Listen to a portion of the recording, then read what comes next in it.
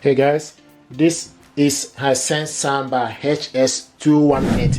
What I want to do is to show you how to connect this to your TV via Bluetooth.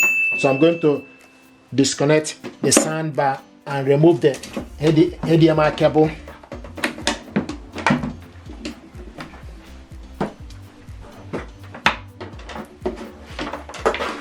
So this is HDMI cable, is included in the packaging. Now the next thing you need to do is plug the TV onto the power and also plug the soundbar to the power. Switch the TV on.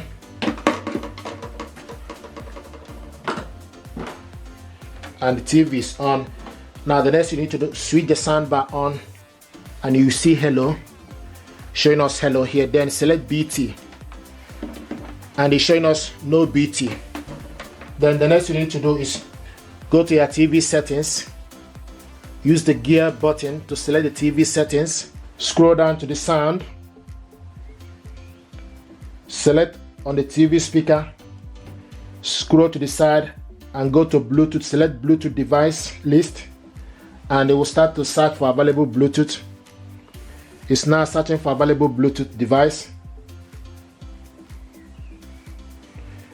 HISENSE HS218 is available. You need to select on it.